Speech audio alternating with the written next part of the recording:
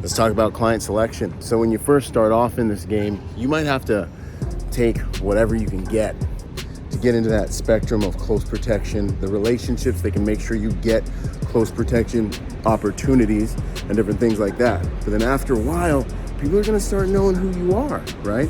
How do you approach job opportunity and client selection? This is kind of a complicated one, but after you've been around the block a few times, you get to pick, values. That's huge for me. Do these clients align with my values?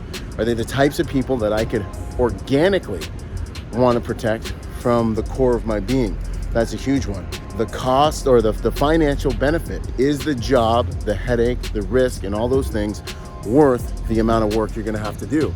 Some clients are more work than others, just based on their industry, their client demographic, things like that, right? And then ultimately, these are not in order of importance. These are just considerations.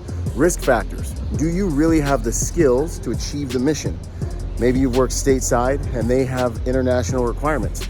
Do you understand how to do that effectively? Have you ever worked workplace violence? Have you ever worked stalker cases? Have you ever worked the different client demographics? Maybe it's a demographic you've never worked before. Do you have a team? Are you working solo? Can you really pull it off? Can you really achieve it? Do you have the hard skills to be able to deliver?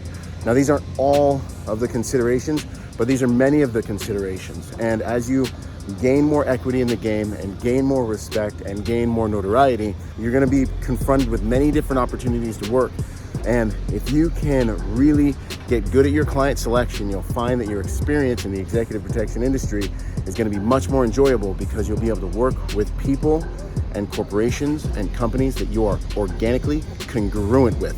And that, in the end, makes a huge difference of how you feel when you're out there professionally protecting. Byron Rodgers, protector by nature and by trade. I'll see y'all out there in the big game.